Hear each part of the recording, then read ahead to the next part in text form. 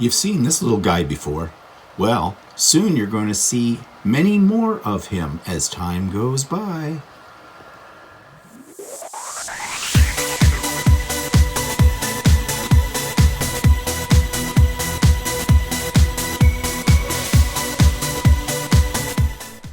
Good morning, everybody. It's Stephen here for Bland Designs and the Idiot Quilter, and welcome to my weekly vlog for Monday, June the 14th, 2021, the 460th day of COVID, or now the way I'm counting it is 75 days since I last had my hair cut.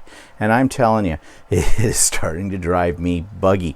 This is even longer than I went the first time when we went into a lockdown where I couldn't get my hair cut. So hopefully soon, before it gets down to, my middle of my back and people call me Rapunzel, this will get done. Okay, so current projects. Well, I have one right up here for you. This is just a really narrow little banner.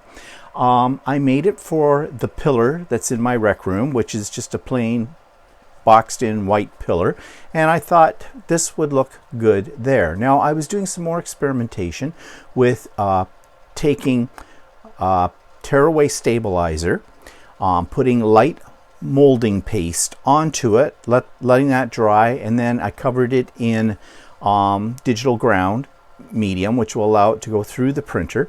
And I created this layered design, which is very difficult to see, I know, in the camera, but the design in here, and it is fairly busy, and I did that on purpose, is some trees, some butterflies, and some backgrounds, and I did those all in Adobe Photoshop, Elements actually, and printed it onto these pieces of substrate. And then I made them into this little banner. And I had this fabric, which I think went along with the color scheme that I used in this very well. And this is quilted as well. And the quilting on it is a stippling, and I did that using my embroidery machine since the pieces are small enough for that. And backed it just as you would with a quilt. That gives you an idea of what the fabric that I used looks like a little bit more.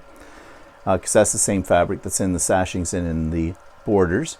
And I also did some walking foot quilting in it as well, along the edges and in here. Now I know you can't see all of that because it's very, very busy, but this is a piece that you get up to really close, and you can see the detail in it. And let me show you what I mean here. If I can pop this without unhooking myself. There we go. And let's bring it in a little bit closer so you can see. So you see? So those middle panels are the ones that I created on my printer and printed out onto the tearaway stabilizer with the light molding paste on it. And why the light molding paste? Because, and this is very difficult to see in the camera, trying to find a spot. Little spots up here, you see? It gives it a little bit of texture as well. So yeah, would I call this a quilt? No. I used some of my quilting skills to create it, but I also used mixed media skills to create this. So it is a hybrid piece. And I guess this is what you would refer to as fiber art or textile art. And yes, it is not washable. You put that tearaway stabilizer into your washing machine, and I think it would go just terribly wrong. So yeah, I'm kind of happy I got this done. It was a quick project, and as I said, it was basically an experiment. And I'll experiment a little bit more because I like doing those kind of things.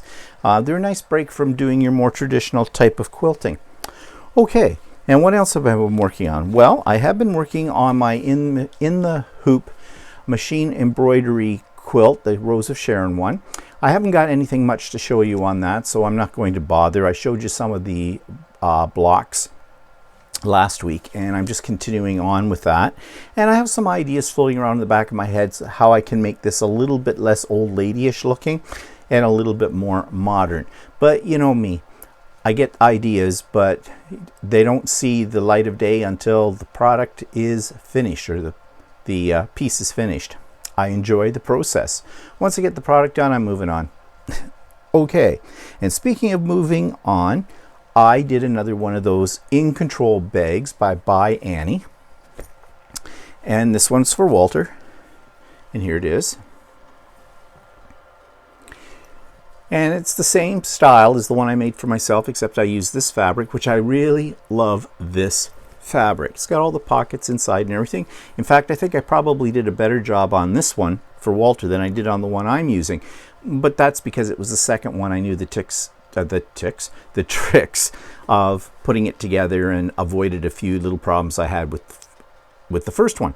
So yeah, I'm very happy with it. He is going to put this on his sewing table and throw in his most frequently used supplies because he has a tendency not to be able to find the things he wants to use. I don't think that's going to change by him having a bag because that's just who he is. But anyways, yeah, I'm very pleased with the way it turned out. And this fabric with the cats on it, bring it up here a little closer for you to take a look at. I love that fabric and it was in my stash and I wanted to get some more of it. Well, guess what? I can't. I think it's no longer being produced. It's from a line called by Laura Birch called Feline Frolic. That particular pattern is called Royal something pack or Royal Pack something. Well, I went searching for it and I can find it on various websites, but it's all sold out and it looks like they're not getting any more of it. I did find a place not that far away from me in a town called Cambridge, and it was a new sewing or fabric store. To my knowledge, I'd never heard of this one, and I don't know if they have a physical store or whether they're just an online kind of place. It looks like it's run by a single, like one person, and anyways, they had it, so it was a bad price. I think it was $18 a yard. I have a problem with people in this country putting things into yards. It should be in meters. But anyways, so I ordered 4 yards of it. So I got an email from them about the next day telling me, yeah, that's out of stock. But they had 2 other fabrics in the line that they had like 3 meters of one and 1 meter of the other if I'd rather have those. And I wrote back and said, well, thank you for letting me know. I did put in there that I was a little perturbed the fact that you show it on your website and then you don't have any. That's a bit of a waste of time for both me and for the owner of the store. And obviously, maybe she was being helpful by offering me a couple of others that she did have in stock that are part of the line. But no, I said, no, I'm sorry, just cancel the order completely because, that's the one that I wanted. I didn't want the other ones in the line. So anyways, I think I've given up the hunt for that particular fabric, c'est la vie. I mean, it just goes to show you what I've said before. When you're buying something like fabric, or if you're buying something like scrapbooking paper, because it works with that too, get more than you need if you think you might like it that much that you want to use it in another project down the road, because chances are you won't be able to get it down the road at all. I used to tell people that when I worked in the scrapbook store all the time and they didn't believe me, and 1 month later they'd be in and they were short 1 piece or something and I'm sorry, I can't get it for you. They're not manufacturing it anymore. And of course they would leave very disgruntled, and they didn't like me very much, but it wasn't anything I could do about it. So anyways, yeah, maybe if I happen to come across that fabric somewhere, I'll definitely buy it all, but yeah, it's neither here nor there. Okay, so those are the things that I've been up to. So YouTube channel of the week is actually a website. This was recommended to me by a viewer. It's called The Knowledge Network. It's Canadian. It comes out of British Columbia, and it is basically a public broadcasting station, and they've got great documentaries on it and all kinds of other television programs, and a lot of them come from the BBC, which I love programming on the BBC, always have. And it's not easy to get BBC here in Canada, so I latched straight onto this. I checked it out. Yeah, I'm really enjoying some of the videos that they have on there, and they have an app we discovered that will work on your smartphone, or you can put it on, like in our case, we have Apple TV, so they have an app for that, so I can watch it on my big screens. I don't have to watch it on my computer. I don't like watching videos on my computer screen. I prefer it on my bigger screens. So I was really happy when I found that app. So anyways, here's what it's all about. This week's YouTube channel is not actually a YouTube channel, but it is a website, and it comes from BC, Canada, and called the Knowledge Network. Now, a subscriber put me onto this, and I'm so glad that they did, because I have a real love of documentaries, and this particular website gives you a lot of those to watch on all kinds of topics. Now, the thing about this is that it's free. You can make a donation. It's a public broadcasting kind of station, but that's up to you. You do have to register, but again, that is free. Now, they do have an app that you can put on any of your mobile devices, and also you can link up to this on your computer, and you can watch whatever you want to watch. I have the app for my Apple TV, so it's just like another channel to watch, as I said, content-rich documentaries. It's not just documentaries though. There are a lot of television programs in a variety of genres, everything from drama to comedy, that come from the BBC and Canada as well, and as a few other countries in the world. So this is really a very rich entertainment source that is absolutely free. So check out the Knowledge Network. So the link for that is in the show notes below. There's the link to Stephen and Walter Live. We continued yesterday with our discussion of Pride Month, June, and we were looking at things from a very personal point of view, and that was about our coming out stories.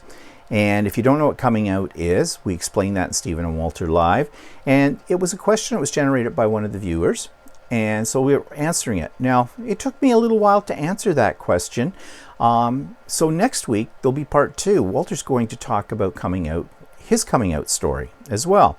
We've also decided that we're going to probably look at a couple of other topics before the month is out on Stephen and Walter Live that have to do with the LGBTQ2 plus part of our society.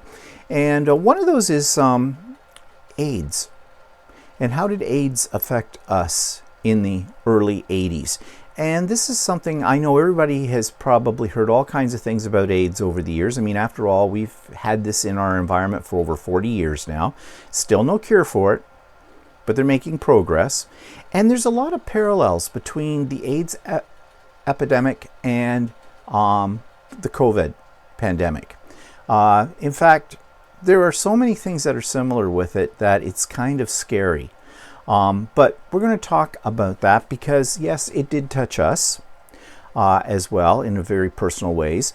And yeah, it's interesting to look back at those times now with what we know now, because at the time it was a very scary situation and it really affected all of us in the gay community.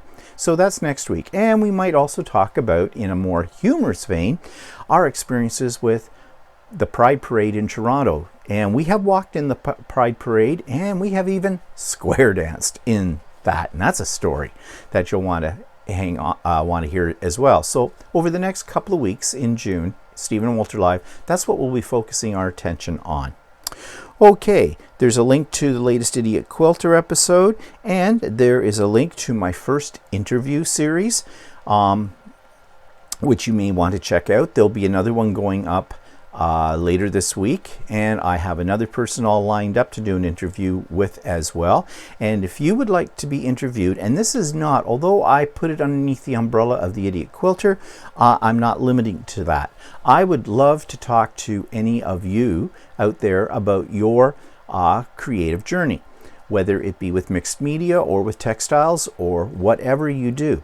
I promise I don't bite. What the procedure is, you send me an email and say, yeah, I'd love to be interviewed. Don't be shy. There's nothing boastful about that or anything. And I will send you a set of guide questions that you are free to alter. And then we'll set up a mutual time when we can connect by Zoom, and away we go. It's very relaxed, very non-threatening, and hey, Why not get on YouTube? Get your 15 minutes of fame. I actually give you more like 30 minutes. I give you as much time as you need. It doesn't matter. So I really, really hope that some of you will reach out to me and say, yeah, I'd love to do this. Don't be shy. It's very painless. It is. And I think they're great. The ones I've been doing so far, they're great because it's just nice to see and hear about what other people are doing in the creative world.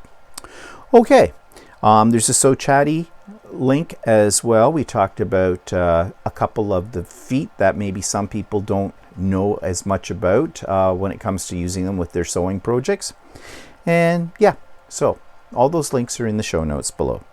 Okay, so that takes me to what's pissing me off this week, and it's what I call COVID anxiety. It's the fear of living a normal life. I don't know about you, but right now here in Ontario, as of last Friday, they did step 1 in opening up. It's not a big step, it's a baby step, and I think they're being smart to make it baby steps, although there's so much controversy out there. People just are dying to go out and do what we used to do, get to the shopping malls, go out to the restaurants and things like that. Right now, Ontario government has said restaurants can serve people outside, so patio areas, only 4 people to a table, and those 4 individuals must all be in the same household. Yeah, really? They're not going to stick to that, okay? And people coming are not going to stick to that. And apparently this past weekend, the weather was nice. There were lineups. Okay, great. People standing in line. 2 meters apart? Probably not. Also, some stores can now have people in their stores, but only 15% capacity. Got an email from my local quilting store telling me that what that meant for them was they could only have 3 people in the store at a time, 3 customers. Their store's not very big. Of course, that means the big box stores are fully open again, and people will stand in line to get in those. But if it's something like Costco, they don't regulate it. You just walk in like it's normal. And yeah, they've got the markings on the floor for which way you're supposed to go in the aisles. And they have somebody running around with a shopping cart that's got a sign about staying 2 meters apart. Don't know what that's all about. People just ignore it. So yeah, step 1, but people are going nuts with all of this. So we did go out on the weekend. We went to a store that sells, it's sort of like a little farmer's market kind of a thing. It's an orchard, actually. And they had some apples. We picked up some apples. We picked up some cheese, that kind of thing. And I couldn't get out soon enough because as much as I want to get out there, when I do get out there, even though I'm wearing my mask, I'm keeping my distance, I'm obeying the rules the government has set down, I just want to get back home again. It's this anxiety about going out. And that's scaring me because I'm wondering, am I ever going to lose that feeling? Will I ever feel safe again? And I think there's a lot of people that feel the same way. And I think it's usually people that are a little bit older that are feeling this. And when I say older, I mean the 60-plus crowd. Let's face it. The life we have known for the last 15 months has been one of isolation. And we've coped. Some people better than others, I know that. But we have coped. We've gotten used to it. We've got our routines. Now I don't even think about, do I have my mask with me? It's, if I throw on a coat, I throw on a mask. Now that the warmer weather's here, my mask hangs by my door. It's just the automatic. I don't even think about it anymore. It seems natural. If I see somebody out there without a mask on, I start to panic. Is this being irrational? Well, I don't think it's being irrational, but we have had it drummed into us about the dangers of COVID for so long that now that has become the way of life. And I don't think it's going to go away soon. I'm really dreading hearing the news this week because after this last weekend, it was a nice weekend. Because Ontario went to step 1 of reopening, I am sure our case counts over the next few days are going to be up. We even heard something very, very disturbing, not that far from where we live, maybe a kilometer or 2 away from us. Another street, somebody had a great big huge birthday party for a 5-year-old on the weekend. And it was a pool party, I guess, because they had a pool. They had, we can have outdoor gatherings of up to 10 people, is what's in this step 1. They had a lot more than that. They had upwards of 20 or more people at this. They had a pony and everything for this 5-year-old's birthday. They went all out. And unfortunately, well, a neighbor called the cops on them, and rightly so. I support whoever that was fully, because these people are in direct violation of the laws. Like, they're throwing it up in everybody's face. Yeah, right. We don't have to obey those. We're entitled. We have a pony. The cops did come, and they had been looking around for a 6-year-old girl that was at this party, and they couldn't find her anywhere. And they were knocking on doors of neighbors' houses to see if they'd seen this little girl, and they hadn't. Well, they found her at the bottom of the pool, drowned. Really sad. Really sad. But here's the thing. These people, if they're not going to follow the government's rules about party sizes, then how do you expect them to watch out for little kids around a pool? I mean, every year in regular times, pre-COVID times, you will hear of a child drowning in a backyard swimming pool frequently, because they're not being supervised properly or whatever. And here you go. I am sure that at this birthday party there were adult beverages involved as well, which I'm sure contributed to the whole thing. So, you know, that is just devastating, I'm sure, for the people that were there. But idiots, absolutely idiots. Let's just forget about a life being taken in this. What entitled them to go ahead and plan something like this? So, you know, I'd like to say I'm happy that the cops got called, and I wonder if the cops will charge them with anything. That's the other problem, though, too. In Ontario, our government is all bark, no bite. They say, oh, there's terrible fines if you get caught doing what you're not supposed to be doing during COVID. And yeah, you never hear about it. Like these people got caught. Hasn't said anything about charges being laid for violating the COVID rules. I mean, let alone the fact that a life was snuffed out at this. So, you know, when you hear things like that too, it makes you even more paranoid. And it's just a mess. So here I am. I'm like two people inside. One of me says, I want to go out. I want to go out. I would love to go out to a local restaurant, sit on a patio, have lunch in the nice weather that we have, that we don't have that for that long in this part of the world, and have a beer, have a glass of wine or whatever, and pretend things are normal.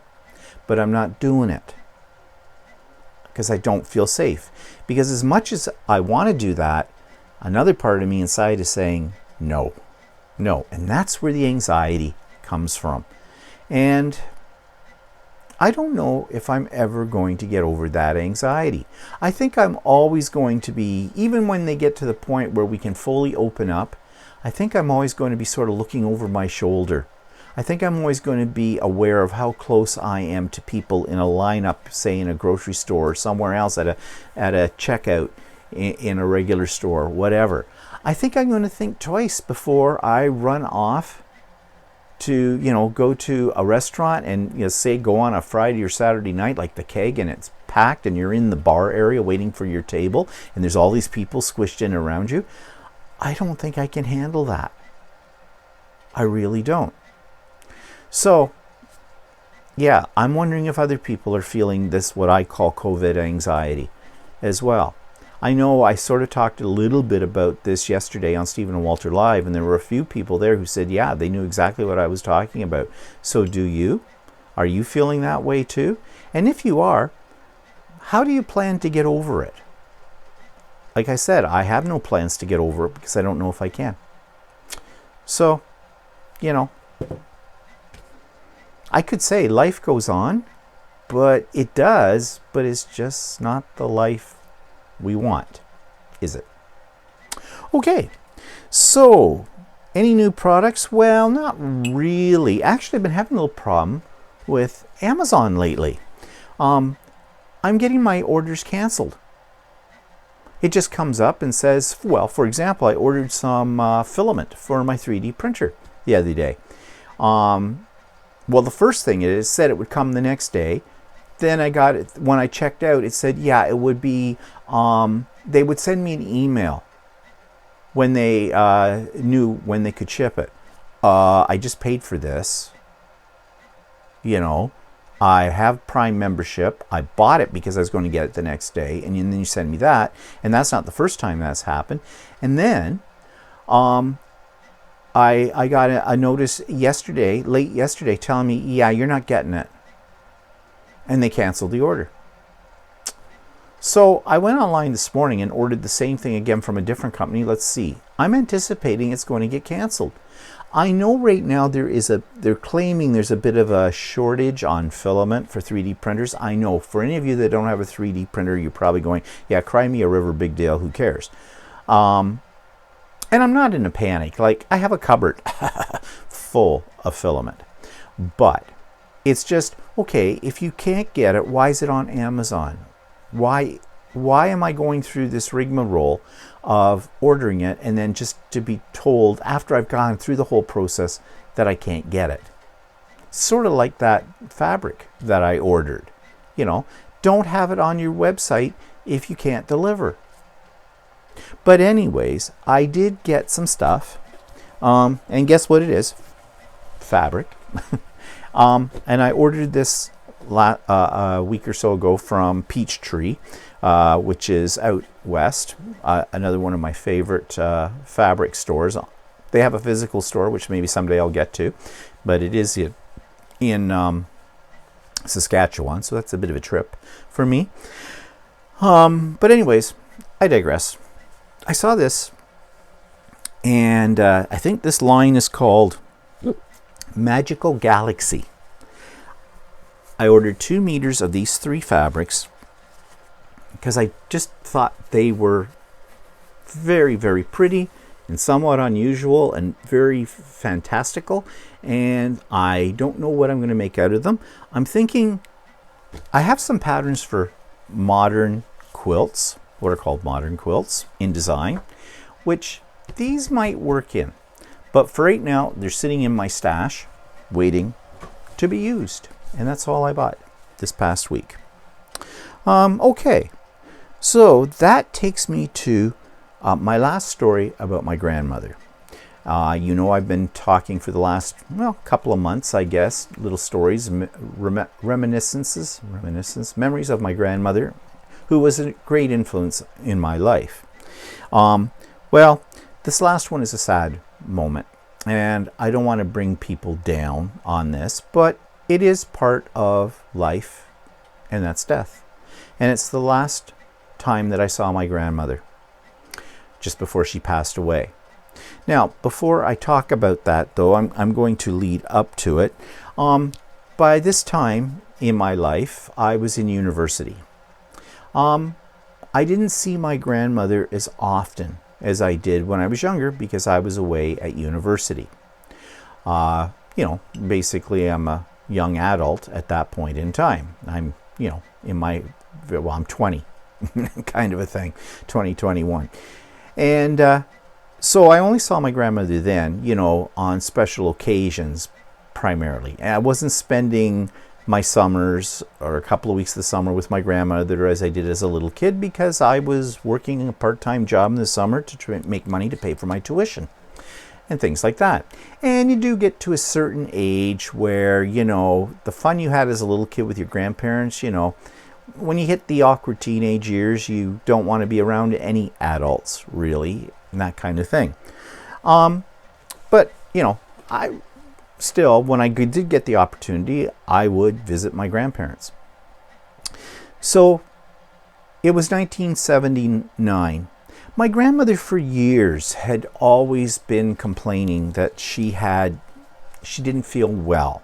Now, we thought at the time that that may have been true, may not have been true, because it always seemed to coincide with when they were supposed to, my grandparents were supposed to come up to our place for dinner or for the day.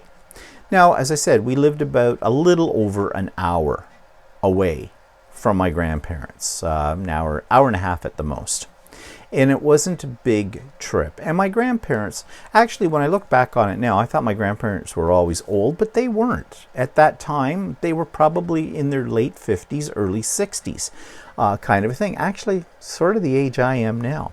They were still out and about, driving around. They weren't invalids or anything like that. But my mother would get all ready for them to come, and it used to put my mother under a great deal of stress because her mother-in-law was coming for dinner. And so my mother would be working all day. And it got to a point, because it had happened so many times, where we just dread it when we'd hear the telephone ring, usually about mid-afternoon. They were supposed to be arriving before then. It would be my grandfather or my grandmother on the phone saying, yeah, my grandmother wasn't feeling well. They didn't think they could make it that day. That happened a lot. Like I said, to the point where we just knew that phone is going to ring. And as kids, my brother and sister and I, you could see physically on our faces when that phone rang. Just our faces go from, excited anticipation, our grandparents were coming, to complete disappointment. But my grandmother didn't believe in going to a doctor. She didn't like doctors. She thought they were quacks, and she would doctor herself and everybody else she knew too. In fact, to the point where, as a bit of a joke, my family sometimes would refer to my grandmother's Dr. Daisy. And she always had a cure-all for something. But she herself would not go to the doctor. And she also had an expression, well, we'll see you later if we're still here in the spring. She lived near a big river, Trent River. Now, she lived on a hill, and the Trent River does not flood. But she would always make that expression, like, if the Trent River doesn't flood and I'm here in the spring, then we'll see you then, or something like that. It was serious. My grandmother was very, very sick, and we did not know that. Because although my grandmother would say she wasn't up to coming up for a visit or something like that, we always thought it was that she'd rather have us go and visit her than her getting in the car and coming up to us. In hindsight, we now know that actually my grandmother was very, very sick. Well, I was in university, and actually I was just going into my third year of university. I had just gone up to my university to move in and everything like that, and I think I was there only about 3 weeks, and I get a call from my parents that my grandmother was just before I left to go to start my third year of university, my grandmother was in the hospital. She'd been taken into the cancer ward at a hospital that's on the other side of where they live, about an hour and a half's drive. And she was not well. She had stomach cancer. Actually, it had spread. They had to do a radical hysterectomy on her, and she was in a great deal of pain and the whole bit.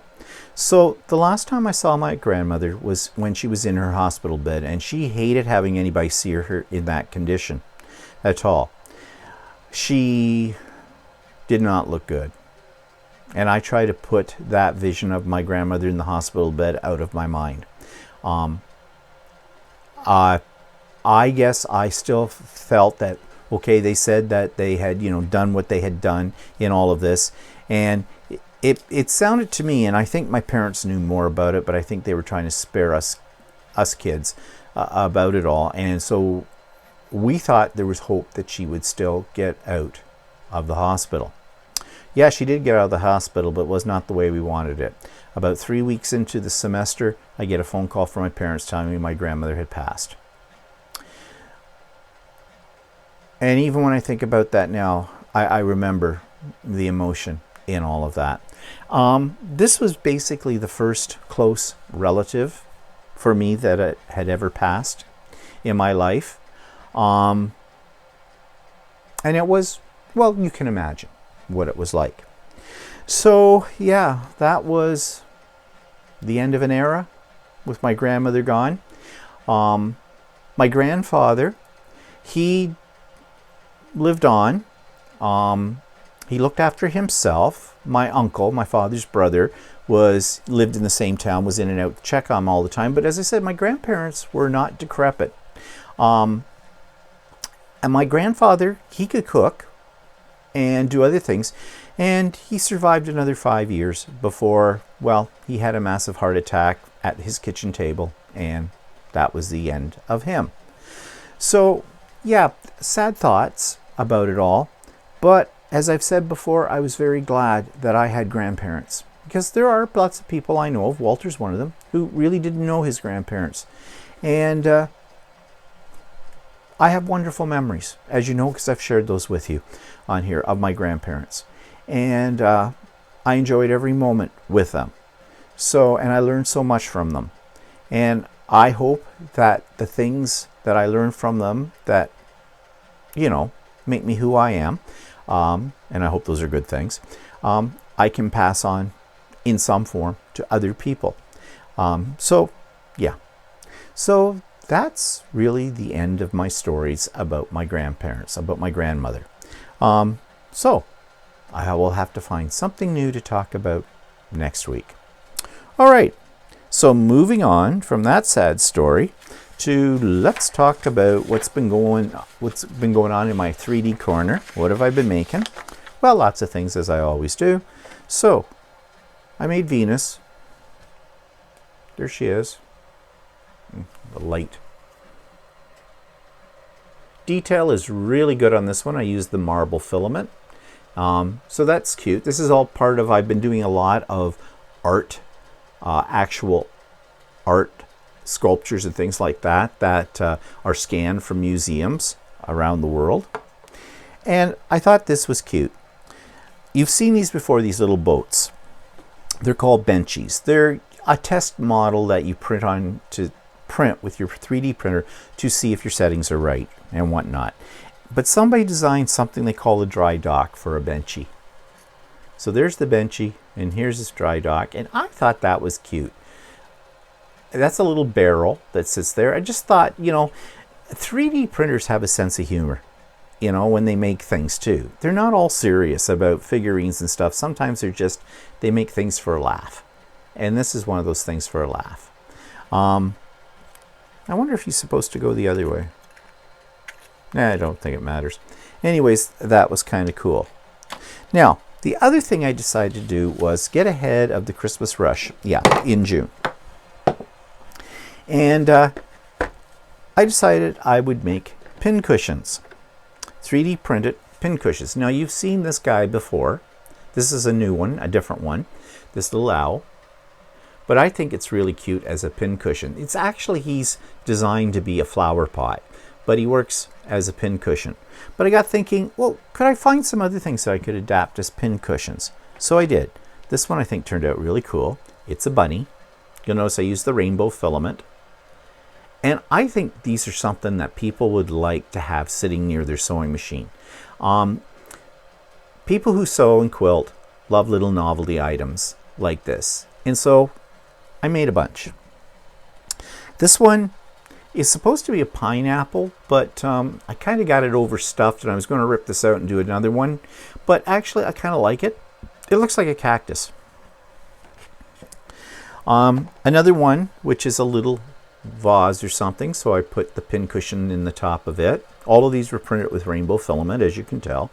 And that would sit very nicely on your sewing machine. You can put a magnet on this on the top and whatever. Of course, you've seen this one before in various things. This is the thimble, and I've made several pin cushions for myself. They're actually, the ones I've made are slightly bigger than this one. I made this one a little smaller, and I like that one too. And now this one I really like. It's Buddha pin cushion. He's supposed to be a flower pot too, but I reduced his size. And pinhead. I think it's cute. I really do. So I have a bunch of these all made. What am I going to do with them? Well, I'm thinking come Christmas time, I like to give a little gift that I've made to each of the ladies that work at the fabric store I go to all the time. And so what I'm thinking is I'll make some more of these. These ones are sort of prototypes. I love the owl, I love the bunny, and I love the Buddha. And I think I'll make a few more of those and put them in my stock, and I will give them out at Christmas time because I think they're kind of unique and cool. So I'm making a bigger Buddha head. I did make a bigger Buddha head, and I'm going to make this into a pin cushion because I think this might be a better size than the little one. Where's the little one? Where did I put him? Although the little one works too. So 2 sizes. This one I did not do in rainbow filament. I did it in what they call bronze, but it looks more like an olive to me. It's very shiny. Right now I'm printing as big a Buddha head as I can make on my printer, and that's going to be a flower pot because I've got all these philodendrons and things that I've been starting since COVID, rooting them, and I need to transplant some of them. So it's over there working away. It's going to take 2 days to print that size. This one took a day. Okay, that size. So anyways, that's what I've been doing on my 3D printer. Now, I had to fix my printer as well, as you do at times. I just couldn't get the bed to level, so I put in new springs, and that helped with it. But I also had to put in a new, what they call hot end. That's a little bit more involved, although I found not that difficult. Because they do go over time because of the expansion and contraction. When it heats up, when it cools down, it fatigues the metal that the nozzle's made from, so you do have to replace them every now and then. In fact, that's the first one I've had to replace since I got the 3D printer, and I've had the 3D printer since October. So yeah, that's pretty good. But when I make these fixes, I learn something about the machine, so that's good. And I keep parts on hand for, if I need to fix it. I don't have to wait for anything to come in. And given with the way Amazon's been working lately, that's probably a good thing to stockpile them. Okay, so what else? Yeah, that's what I've been making. So moving on. I love printing things on a 3D printer. I am semi-debating with the idea of buying a second one. Maybe not the same make as this one. I might buy a different one, but I'm looking around trying to figure out where am I going to put it if I do. So I'm just holding back on that a little bit. It's an obsession.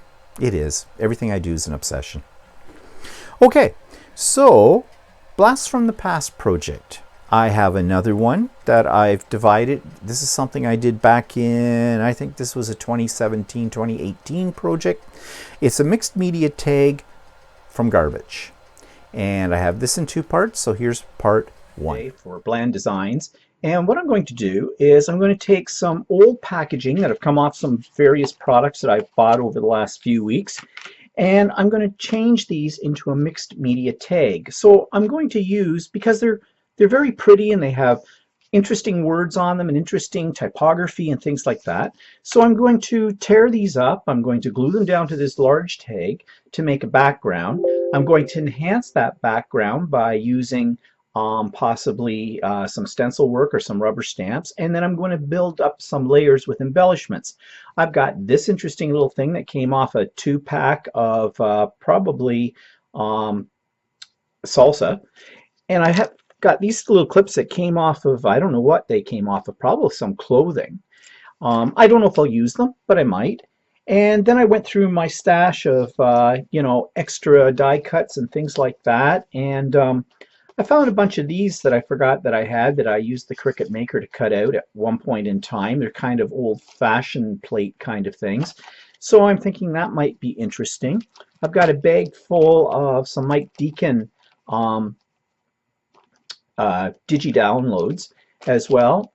I just went through my junk basket. Basically, I have a junk basket where I throw things like this in it, and I'm going to make a tag. I have no real plan with this, so we'll see what's going to happen. Parts of this I will probably just go fast forward with no commentary, because, you know, who wants to sit around and watch matte medium dry?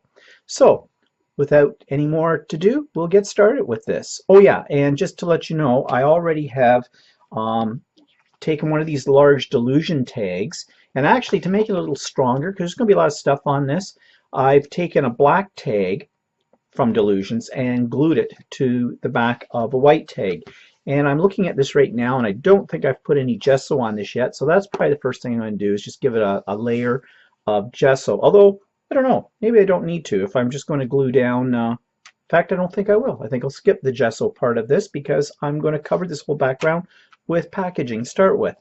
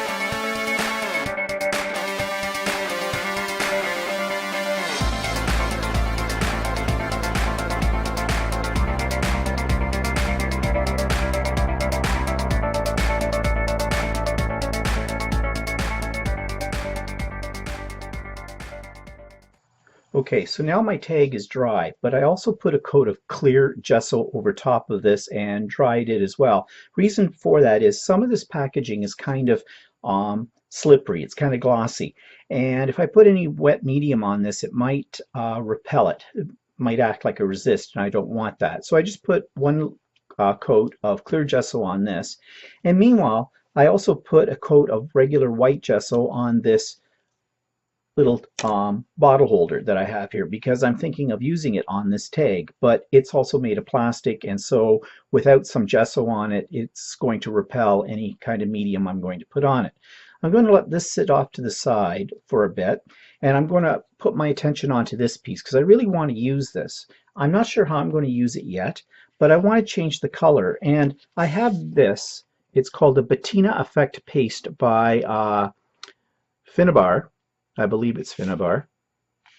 Well, it says Prima Finnabar. Finnabar is the name of the company. And I've used this stuff before. It kind of gives a really neat effect. And it comes in 3 colors in the kit. And you can use all 3 or one of those. But I'm looking at this green, and there's some of that in this tag. And this blue, there's a little bit of that in here too. And then we have this sort of goldy rust as well.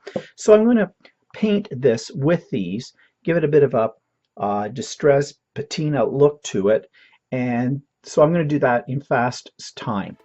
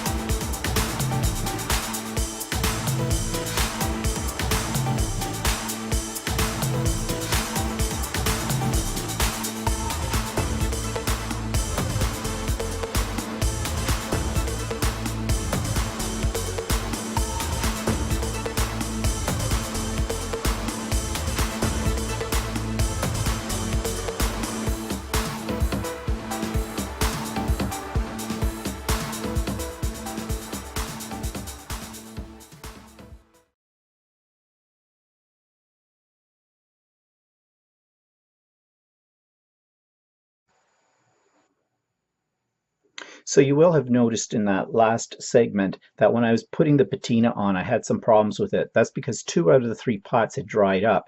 I added a little bit of water into them and mushed it around with my palette knife, but I have not used these for quite a while, and I know they were in a sealed jar.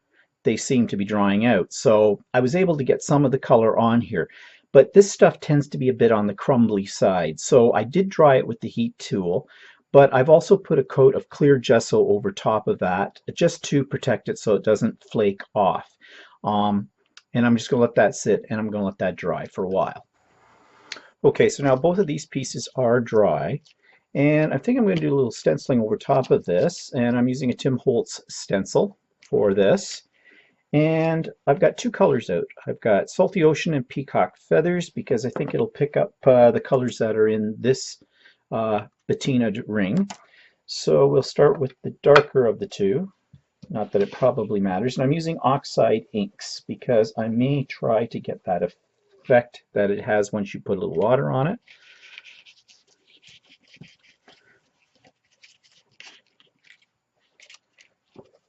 This also works well. The oxide inks work well on anything that's got like a dark background to it.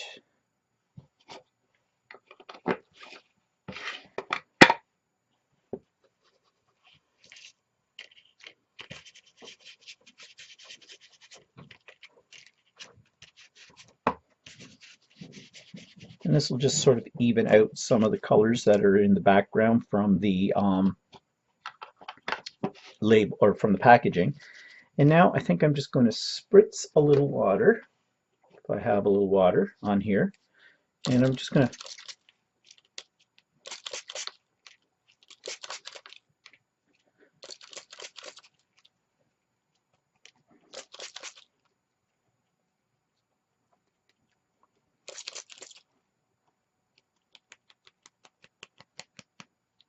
okay, that will probably do. I'll hit it with the heat gun for a couple of seconds.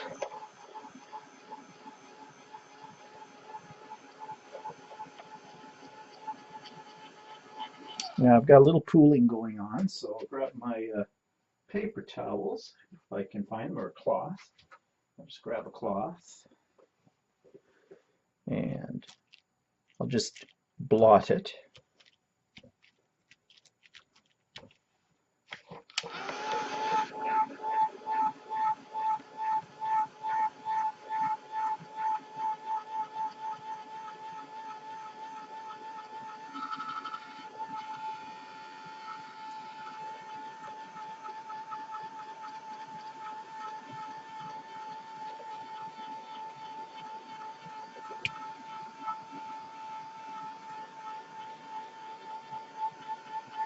And now I think I'm just going to go around the edges and probably the darker blue, the Salty Ocean, just to create a little bit of a border. So that takes us to events in the past week. Talked to Mom. She's fine. Her television wasn't working properly, which drives me mental. It was all set up, and actually with the FaceTime I had with her, I could actually see the television. And one of the staff members there, I tried to walk her through how to get the television to work. The television works. The problem is that I don't think the television has been put on the right setting that reads the cable business. Now, if I could actually physically be there, I could fix it in 30 seconds. But trying to explain it to somebody, and this person, the staff member, she says, I really don't know anything about these. Okay, I have a problem with that. This staff member is not 90 years old. This staff member is younger than me.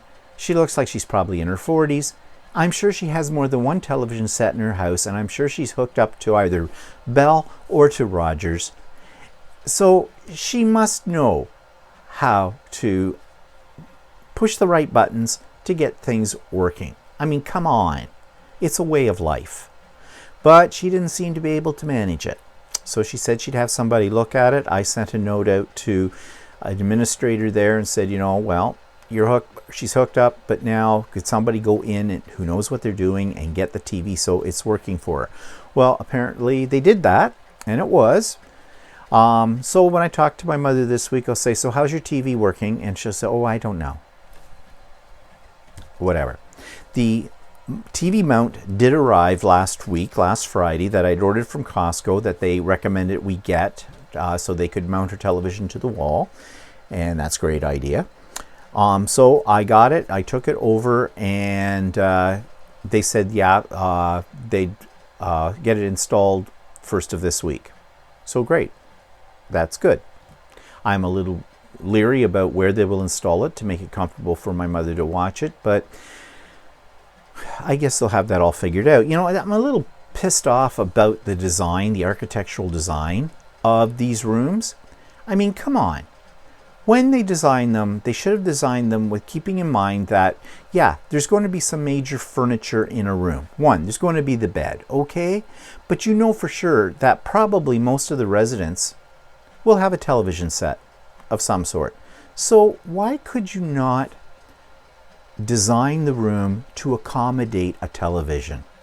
Like maybe build a little recess into a wall where television could sit or something like that. I don't know. Or put into your plans and that wall mounts that are already there. Well, of course, TVs are different sizes, so I don't know, but I'm sure there could have been a plan to accommodate something like that. But anyways, I really feel that my hands are tied on all of this because I can't go in. And if I could go in and physically be there, I could get my mother's room set up for her that would, you know, maximize the space. But anyways, that day will come at some point, but it's just not tomorrow. And speaking of my mother's situation, you've heard me say that I'm a little concerned about her physical and mental health, more so her mental health than her physical health.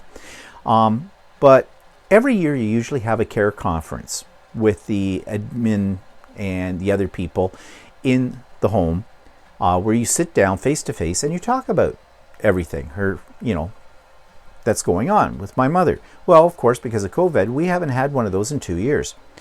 I wanted to talk to the nurse practitioner about my mother's medication, and I also wanted to talk to her about a possibility of having her tested for dementia or things like that.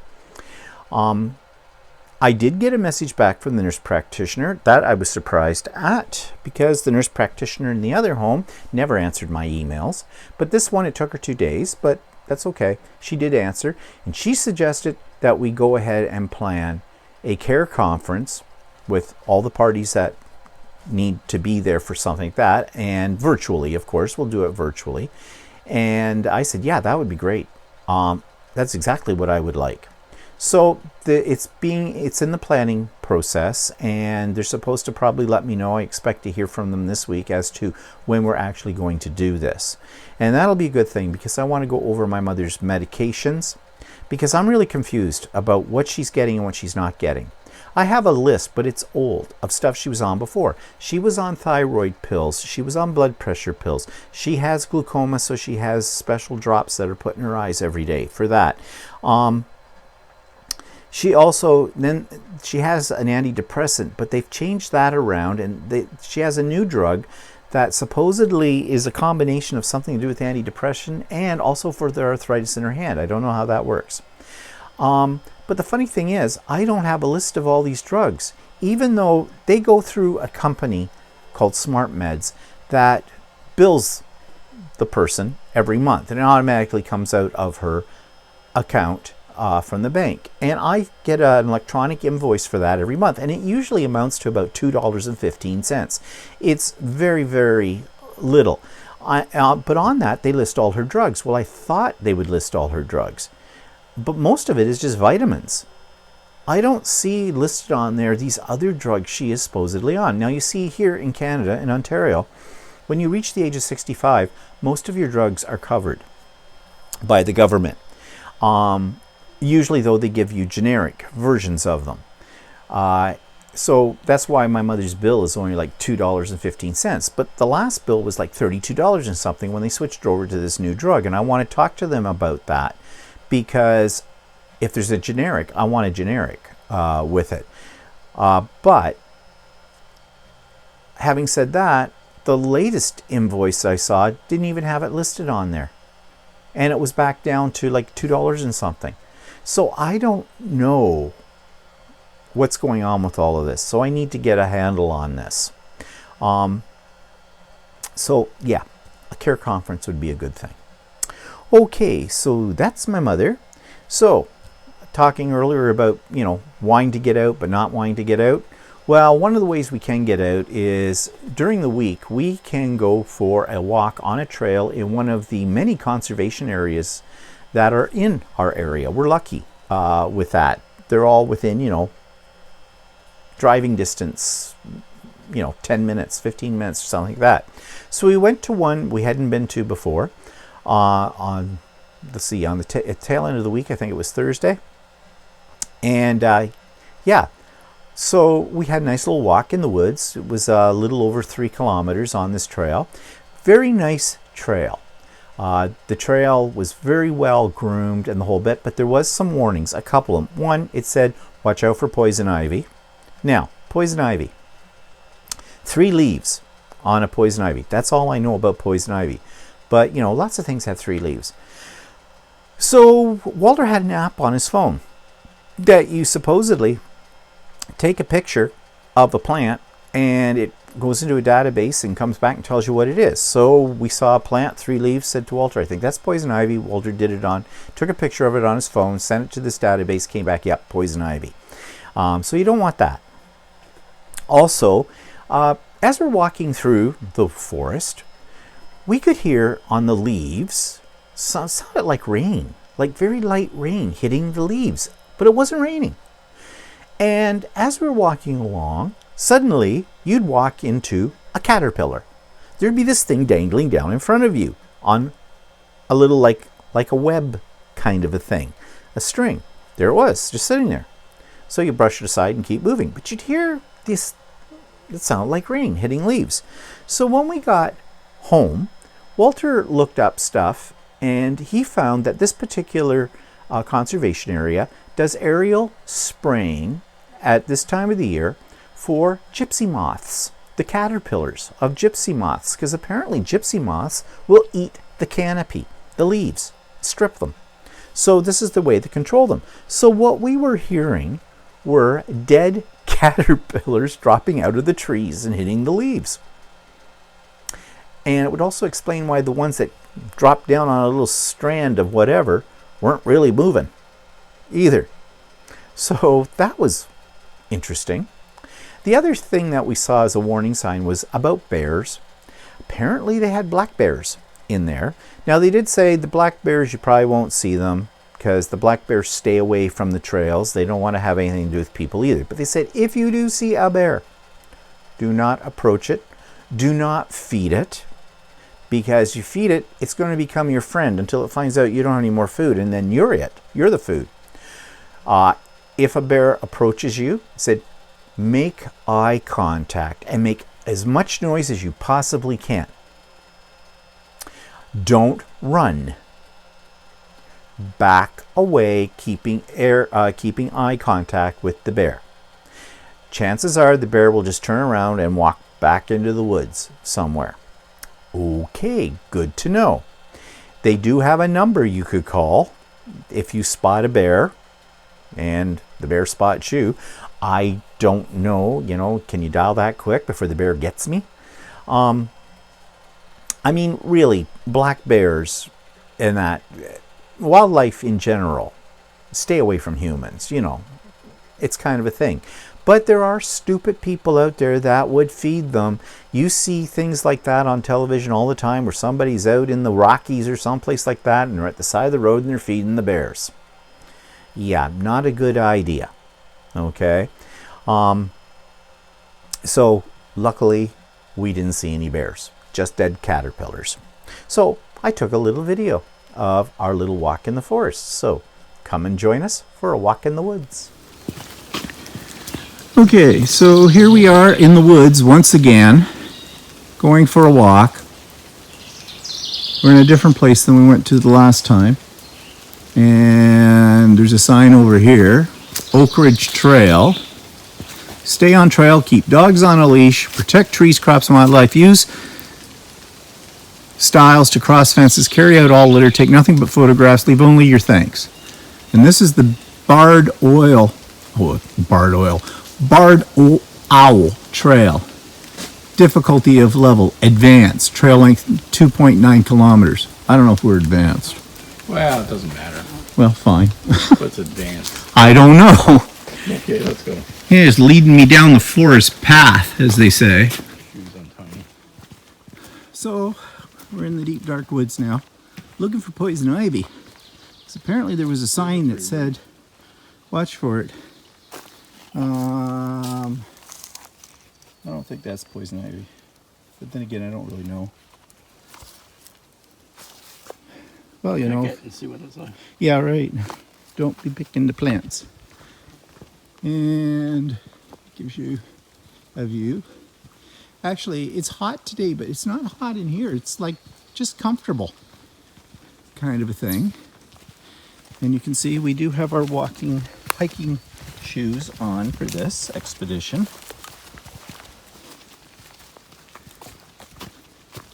Actually, it's a little nicer, more pictures trail than the one we went on the last time in that other area. That was, what, Enniskillen. Over there. So, they did have a sign about what to do in case of bears as well. That's not really thrilling me. Okay, so Walter's got this app on his phone that you can put the picture of the plant on your phone with the camera, and it'll identify the plant. And the last one he just identified was something called prickly ivy.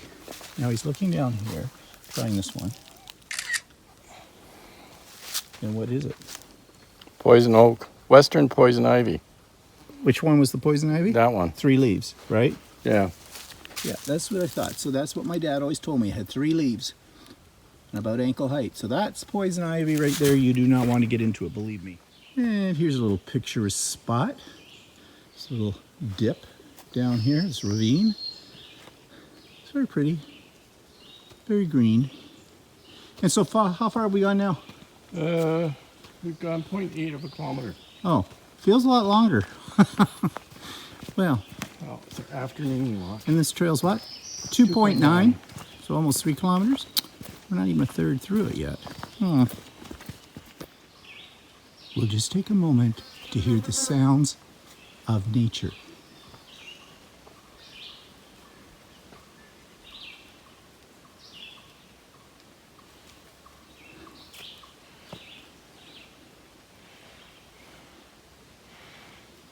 Actually, I may have to put on some stuff.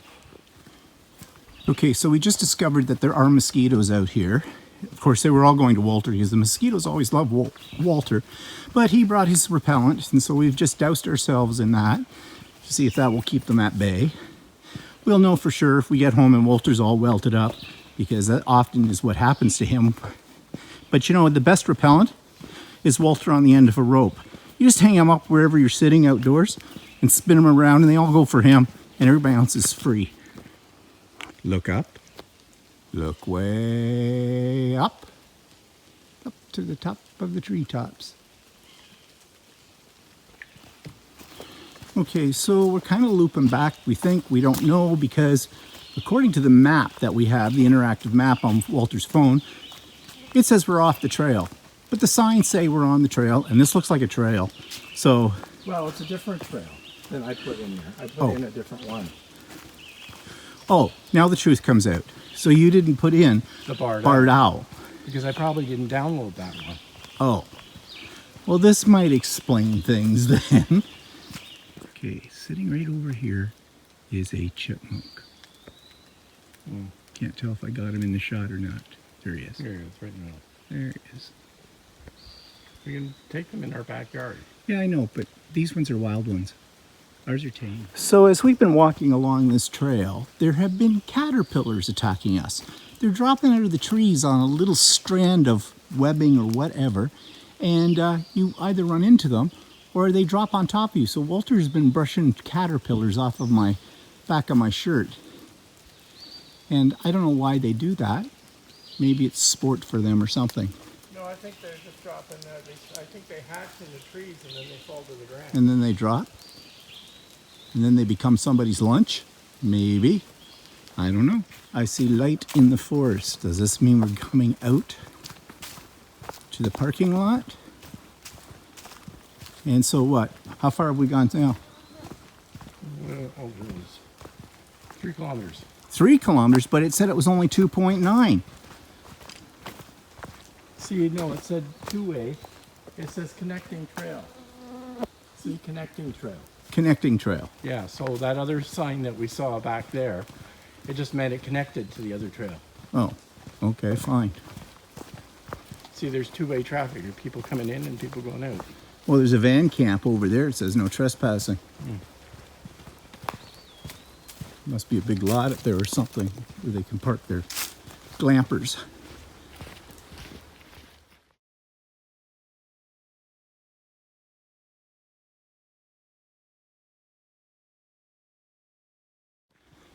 So I think we're coming to pretty much the end of our little nature walk. We've walked over 3 kilometers. That's not bad for a couple of old guys. Which means that when I get home, I can have an extra big glass of wine. Okay, so we have emerged from the deep Canadian forest and back out to the parking lot. So that was our little walk today. A little over 3 kilometers. And 3.5. oh, 3.5, geez. Well, we're worn out now. I need a big glass of wine. And so Walter thinks we should be doing that 3 times a week. Yeah, we probably should be. However, that probably is not the case. And the reason is Walter's getting concerned about his weight. Yeah, we've put on the COVID weight. Somebody said to me the other day they thought that I'd lost weight. Well, no, I don't think I have. I have not been on a set of scales probably since the last time I went to see the doctor, which was probably 2 years ago, before COVID. And she's on me about my weight. And, well, yeah, should be. I don't get a lot of exercise anymore. I used to do the treadmill. I don't do it anymore because it was giving me grief. And to be honest, I don't really think the treadmill was doing anything for me. Well, okay, when you're only walking at a snail's pace and you're only doing it for 20 minutes, I suppose that could be it. I used to do it for a lot longer than that at a lot faster pace. But I don't like exercising. I'm sorry, I know I should. I've been trying to watch what I eat, especially what I take in liquid-wise. I mean, I do love my wine, but I do try to now limit that back a little bit because that's liquid calories. And lately I've had this real craving for potato chips, which is something that I used to be proud of the fact that I could just eat one and that would be it. Now it's like a bag. I do have some potato chips in the house. That's dangerous. But I've just had this craving for them the last month. And I don't know. So I've been eating them. But I've been trying to control my portions. Not go all hog wild. And I do like my ice cream. My mother and I are both like that. And Walter's evil. We buy this ice cream.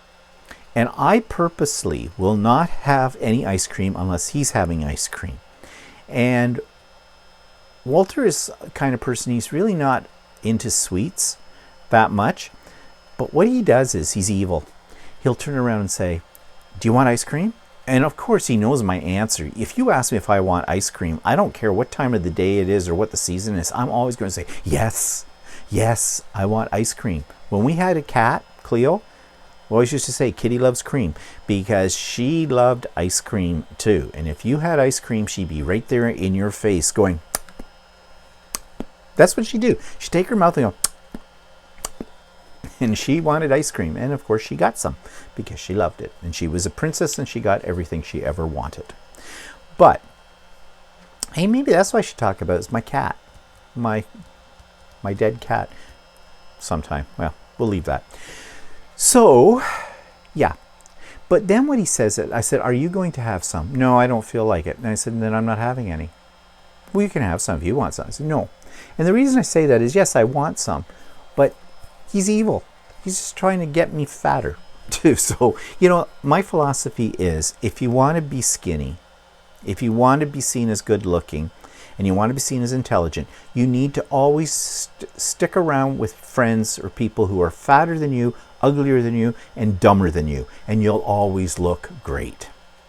So you don't need to exercise. Just make sure you get fat, ugly, stupid people in your life, and you'll be fine. So, yeah, there's my, I should be selling that to somebody as a cure-all. So anyways, yeah, how did I get on all of this about food? Well, because Walter did cook something he had never really made before, and it was gnocchi. And we always have Italian night. Wednesday nights, we call it Avante Wednesdays, named after a restaurant we used to go to, usually on Wednesday nights, for Italian food. And that's probably where we need to cut back to, is on pasta, because, you know, that puts on the weight real quick. But anyways, he made gnocchi, so I did a little video to show you what that's all about. So it is Wednesday, so it means it's Avante Wednesday when we have an Italian dish. And Walter's making something different. We have not had this ever here at home. And it's gnocchis.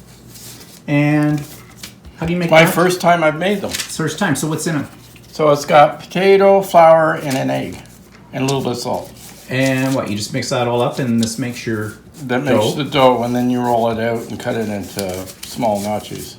Okay, and then over here in the pan, what have you got going? I've got a can of Manzanillo tomatoes with some spices like basil from our garden, oregano from our garden, and rosemary.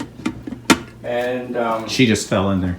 some onions and some garlic and something else. I think that's about it. No wine in it? No. Oh, no, we're having that this way.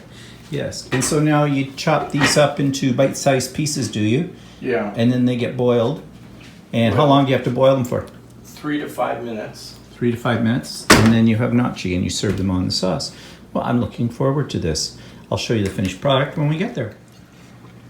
So here's the finished product. Actually, I forgot all about taking a video of it when it first came out of the oven, so we've already started on it yet, but we haven't tasted it yet. So there's Walter's, and there's mine. So this is the gnocchi. So try yours, see how it is. Of course, we're having a little wine with it. And do you like it? Is it delicious? Now, let's see, I will try some now.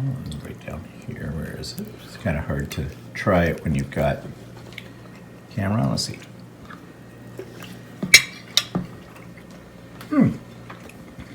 Well, that's quite tasty. Yeah, so now he did bake it. Mm-hmm. That's why it looks like this. So, and did you put more cheese on the top of it? Yeah, well, there wasn't really any cheese in the pan, but I put some cheese on top of it, and I put Parmesan, Aceggio, and mozzarella on top. Ooh, it's a 3-cheeser. So, yeah, I think that's the keeper. Yep. And it was very, very good. Enjoyed it a great deal. But I love anything that's pasta based. And that's a problem. Okay, so what's coming up? Well, I don't know. Same old, I guess. But just advance warning, July the 10th is Stephen's Creative Birthday Bash.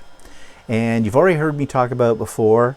And stay tuned for details. I've been looking into the ability to possibly have some prizes for this. But as you've heard me say before, and you'll hear me say again, July 10th, 9 a.m. Eastern Standard Time to 5 p.m. Eastern Standard Time. That's a Saturday, and you can drop in, you can stay all day, be there at the beginning, come in the middle, whatever works for you. And we're going to work on all of our creative projects and just talk, and it's very relaxed. And as I said, I'm trying to think up of a couple of things we can also do that I can make it a little bit more interesting. You do not have to pre-register for it. It's all absolutely free. I just want to get together with people in honor of my birthday, since I won't be doing anything for my birthday, and to do what I enjoy the most, and that is working on creative projects with other creative individuals. So keep the date open if you're interested. Oh yeah, there is something coming up this week. The Canadian National Quilt Show. It's all virtual this year. I've already registered for that, and it's starting on July the 16th. And I'm looking forward to that because I'm not signed up for any classes or anything like that or special speakers, but what I did pay, which was only $10 for registration, gets me into like the main hall to see the quilts and things like that, and then into the vendors market. And the vendors are putting on demonstrations as well at various times. They have a schedule for it. I already went through a video that showed how the whole thing is going to work out, and look, they've put a lot of planning into this. It looks very good. I'm almost a little Now, a little disappointed I didn't actually sign up for some of the seminars or some of the classes as well in it. But anyways, I'm looking forward to it, and I have a feeling there's going to be a lot of opportunity for online shopping as well. So there we go. So yeah, that's coming up this week. Almost forgot about that. Okay, so that's it for me. I hope you have a good week. I hope you're doing safe things. I hope your area is getting a little bit more back to normal. But remember, maybe having a little bit of the COVID anxiety isn't a bad thing. It just, keeps us a little bit on our toes just to make sure that we don't go into a fourth wave of this. So have a great week. Tune in for later tomorrow for the Idiot Quilter episode, and there'll be a new interview up this week, and then there'll be So Chatty near the end of the week. So yeah, lots for me to do, lots for you to see. Talk to you soon. Bye-bye.